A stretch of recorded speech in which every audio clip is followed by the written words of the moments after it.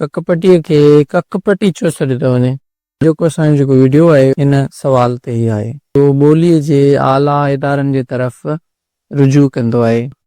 बहितरीन लुगतूं, सभई अज़ाने डिक्शनरीज़, हिकिड़ो आहे पटी पढ़ाइण, पटी पढ़ाइण, ॿियो आहे हेठां पटियूं पढ़ाइण। The connecting the vowels with the different constants, हिकिड़ो आहे अलिफ, ॿियो आहे वाव, टियों आहे ये। ठीकु,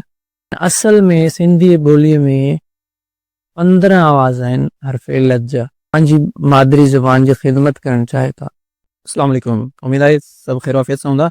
ककपटीअ ते मूं हिकिड़ी वीडियो अपलोड कई आहे जंहिं ते 8.5 के व्यूज़ रहिया आहिनि त वीडियो ॾाढी कारमंद साबित थी आहे। ऐं तव्हांखे यादि हूंदो त मूं वीडियो जे आख़िर में हिकिड़ो सुवालु ॾिनो हुयो त हिन ककपटीअ खे ककपटी छो सॾियो थो वञे? ककपटी नालो छो आहे हिन जो? 8.4 के व्यूअर्स मंझां कंहिं बि इन सवाल जो जवाबु न ॾिनो, बल्कि हिकिड़ो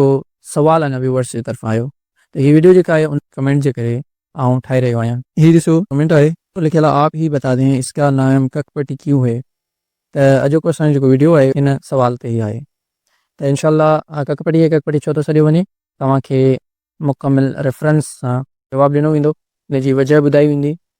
ऐं इन सां गॾोगॾु तमामु बहितरीन कुझु नुक़्ता जेके आहिनि उहे डिस्कस कया वेंदा हिन वीडियो में। त वीडियो आख़िर ताईं लाज़मी ॿुधिजो। ऐं असुलु जेका वीडियो आहे जंहिं ते मूं वज़ाहत सां ज़िक्र कयो आहे ॾाढी कारमंद साबित थींदी। तव्हांजे लाइ जन न ॾिठो आहे हींअर ताईं त उहे उनखे ॾिसी वठनि। माण्हू जॾहिं पंहिंजी ॿोलीअ में मुंझारे जो शिकार थींदो आहे त हू छा कंदो आहे, जो ॿोलीअ जे आला इदारनि जे तरफ़ रुजू कंदो आहे। पोइ ॿोलीअ जा आला इदारा बहितरीन लुगतूं मुहैया कंदा आहिनि ऐं बहितरीन सहूलियतूं फ़राहम कंदा आहिनि, बहितरीन सम्झाणियूं, सभई अज़ाने डिक्शनरीज़, खोड़ सारा प्लेटफॉर्म्स हूंदा आहिनि मुहैया करे छॾींदा आहिनि त जीअं जेके मुंझारे जो शिकार आहिनि उन्हनि खे रहनुमाई मिले ऐं पंहिंजी ॿोली जेका आहे उन जा सिखंदड़ वधंदा रहनि ऐं पंहिंजी ॿोली जा जेके ॻाल्हाईंदड़ आहिनि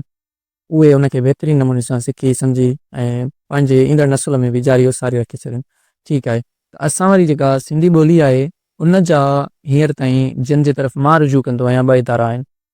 हिकिड़ो सिंध टेक्स्ट बुक बोर्ड जेके बुक्स जी सूरत में उन्हनि जे तरफ़ां मवाद मिलियल आहे, जेका तमामु बहितरीन कारमंद आहे ऐं बहितरीन साबित थींदी आहे, काफ़ी कुझु सिखण लाइ मिलंदो आहे। ऐं ॿियो जेको इदारो आहे सेकेंड नंबर, उहो आहे Sindhi language authority. Sindhi language authority वारनि जी एप्लीकेशन जेका आहे, लुगत में किथे बि मुंझारे जो शिकार थींदो आहे त मां उन तरफ़ बि रुजू कंदो आहियां। पर उन मंझां मूंखे रिज़ल्ट्स कहिड़ी थियूं मिलनि उहे तव्हांजे साम्हूं हिन ई वीडियो में रखिया वेंदा, तव्हां ई ॾिसी वठो। ऐं ककपटी जी जेका माना आहे सिंध टेक्स्ट बुक बोर्ड वारनि त कोन लिखी आहे, तव्हां ॾिसी बि सघो था त हीअ सिंध टेक्स्ट बुक बोर्ड वारनि जो सिंधी 12 किताबु आहे। हिन में ॾिसो हीअ उस्तादनि लाइ जेका सम्झाणी मौजूदु ॾिनल आहे, इन में बि ककपटी जी का बि माना वज़ाहत न आहे त ककपटी जो नालो ककपटी छो आहे या ककपटी जी माना छा आहे। ठीकु आहे, कि ॿियो ऑप्शन जेको सिंधी लैंग्वेज अथॉरिटी वारनि जो। त हाणे असां सिंधी लैंग्वेज अथॉरिटी वारनि जी तरफ़ रुजू था कयूं त उहे असांजी कहिड़ी रहनुमाई था कनि ककपटी जे बारे में। कक पोइ स्पेस ॾेई करे पटी लिखंदासीं त को बि लफ़्ज़ कोन मिलंदो असांखे। पटीअ खे ॾिसो, हीअ सिंधी लैंग्वेज अथॉरिटी वारनि जो ऐप आहे। हिन में ॾिसो जामे सिंधी लुगात जो हवालो ॾिनल आहे, पॉज़िटिव शइ आहे त हिननि हवालो बि ॾिनो आहे। हीअ पटी जूं मानाऊं ॾिनल आहिनि। ठीकु, इन्हनि में का बि अहिड़ी माना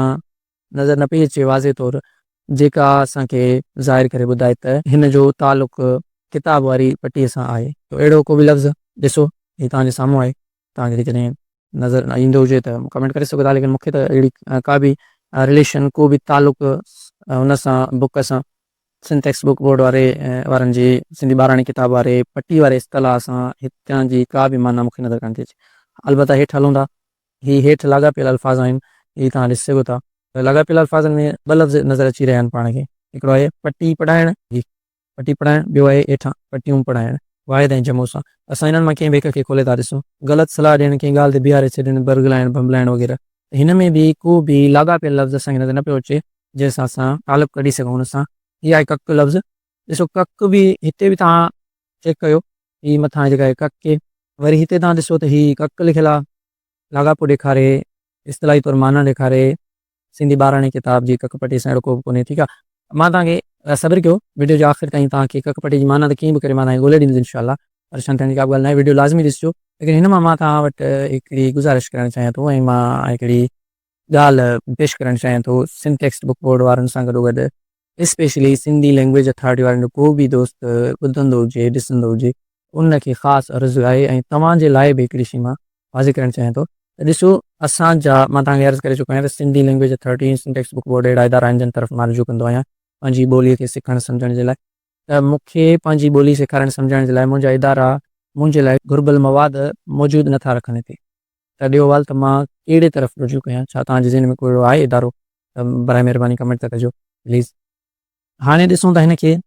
हिननि इंग्लिश में बि पंहिंजे हिसाब सां हिकिड़ी सुठी कोशिशि कई आहे त जेके इंग्लिश स्पीकर सिंधी खे सम्झणु चाहिनि कंहिं ॿी ॿोलीअ वारा माण्हू जेके सिंधी पढ़णु नथा ॼाणनि त इंग्लिश में जी डेफिनेशन पढ़नि ठीकु आहे हितां खां भला कोशिशि कयूं था मथां का शइ असांखे रिलेटिंग हुजे मिलंदी हुजे त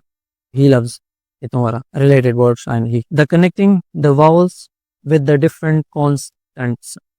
ठीकु आहे मुंहिंजी सोच मुताबिक़ कॉन्सोनेंट हुजणु खपे पर कॉन्स्टेंट्स बि सही आहे हिन मां माना निकिरी थी वञे असां हाणे हिन मां मतिलबु कढंदासीं ककपटीअ जो त ककपटी जो छा मतिलबु आहे असांखे हिन मां ई ख़बर पइजी वेंदी मफ़हूम जेको निकिरणु खपे उहो ही हुजणु खपे त वावेल्स जुगनि खां पोइ या राब्तो आहे डिफरेंट कॉन्स्टेंट्स सां कॉन्स्टेंट उन शइ चवंदा आहिनि जेका मुसलसिल बरक़रार हुजे चेंज थींदड़ न हुजे ठीकु ऐं वाल्स छा आहिनि वाल्स खे असां हर्फ़े इलत चवंदा आहियूं ऐं हर्फ़े इलत जेके हूंदा आहिनि उहे गॾिजी करे हर्फ़े सही सां कॉन्सोनेंट सां अल्फाज़ जोड़ींदा आहिनि त असां वारी जेका पटी आहे सिंधी ॿारनि किताब जी हुन में बि इहो ई आहे तव्हांजे इल्म में इज़ाफ़े जे लाइ ॿुधाईंदो हलां त सिंधी ॿोली जेका आहे उन में अखर जेके आहिनि हर्फ़े इलत जा जीअं इंग्लिश में 5 वाउल्स आहिनि तव्हां पढ़िया हूंदा AEIOU वग़ैरह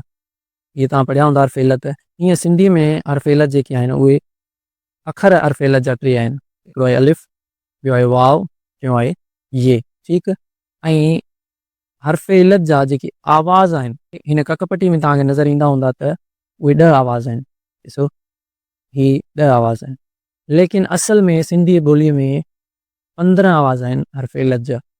उहे 15 कीअं आहिनि 10 ई आहिनि बक़ाया 5 कहिड़ा आहिनि उहे 5 इनशाला पाण जॾहिं ॿिया वीडियोज़ ठाहींदा वेंदासीं सिंधी ॿारनि किताब खे जॾहिं मां कवर कराईंदो थो हलां पंहिंजा 8 सबक़ असां पढ़ी आऊं जॾहिं अॻिते हली करे उन्हनि आवाज़नि ताईं पहुचंदासीं त इनशाला तव्हांखे मालूम थी वेंदो त बक़ाया 5 आवाज़ हर्फ़े इलत जा उहे कहिड़ा आहिनि सिंधी ॿोलीअ में ककपटी खे ककपटी छो थो चयो वञे उन ते असां ॻाल्हायूं पिया ॾिसो ही आहिनि असां वटि 10 आवाज़ अ आ ए ई उ ऊ ए आई ओ औ इहे 10 आवाज़ आहिनि असां वटि हर्फ़े इलत जा हर्फ़े इलत जो कनेक्शन पंहिंजो कॉन्स्टेंट सां ही हाणे कॉन्स्टेंट छा आहे ही जेके अलिफ़ आहे ही ॾिसो था अलिफ़ सभिनी में कॉन्स्टेंट आहे इहो तब्दील कोन थो थिए सभिनी में साॻियो ई अलिफ़ मौजूदु आहे लेकिन इन्हनि में जेका कनेक्शन आहे वाउल्स जी उहा तब्दील थिए थी हिते ज़बर जो आवाज़ थो निकिरे हिते मद जो आवाज़ आ थो निकिरे हिते ज़ेर जो ए थो निकिरे हिते जेका आहे या मद जो आवाज़ ई हिते उ ही जेके वाउल्स जी जेका तब्दीली आहे कॉन्स्टेंट सां कॉन्स्टेंट जेके हरूफ़ सही आहिनि उहे बरक़रार आहिनि लेकिन हर्फ़े इलत जा आवाज़ मटिजंदा था वञनि मटिजंदा था वञनि त इन कॉन्सोनेंट ऐं वाउल्स जो जेको कॉन्सेप्ट आहे उहो ई हिते ॾिनल आहे माना ककपटी खे इन जे करे इहो नालो ॾिनो वियो आहे त इन में वाउल्स जा मुख़्तलिफ़ आवाज़ सेखारिया था वञनि त उमेदु आहे त तव्हां सम्झी विया हूंदव ककपटी खे ककपटी छो थो चयो वञे हिकु दफ़ो वरी ॿीहर ककपटी खे ककपटी इन करे चयो थो वञे त हर्फ़े इलत जा जेके आवाज़ आहिनि उहे हर्फ़े सही जे तब्दील न थींदड़ आवाज़नि सां गॾिजी करे सिर्फ़ु ऐं सिर्फ़ु हर्फ़े इलत जो आवाज़ तब्दील कराए हिकु नओं आवाज़ पैदा था कनि माना त आवाज़ वावेल्स जो मटिजंदो थो हले ऐं हिते असां इन सबक़ में वावेल्स जी तब्दीली था पढ़ूं ऐं इन वावेल्स जी तब्दीली जे करे ककपटी जो नालो रखियो वियो आहे इन मां जेको असांखे मफ़हूम मिले थो उहो मफ़हूम बि इहो ई आहे इहे तव्हां ॾिसी सघो था मूं हिन खे हाईलाइट बि करे छॾियो आहे लेकिन सिंधीअ में हिननि का बि अहिड़ी वज़ाहत कोन ॾिनी आहे तव्हां ॾिसी सघो था उमेदु आहे त वीडियो तव्हांखे फ़ाइदेमंद लॻी हूंदी ऐं तव्हांजे सवाल जो जवाबु मिली वियो हूंदो मालूमात ॾिनी आहे तव्हांखे लॻे थो फ़ाइदो ॾिनो आहे त वीडियो खे लाइक कजो ऐं जेकॾहिं तव्हांखे हीअ वीडियो फ़ाइदेमंद लॻे त ॿियनि दोस्तनि सां बि शेयर कजो ऐं जेकॾहिं तव्हां को मशवरो का राय या को सवाल पुछणु चाहियो था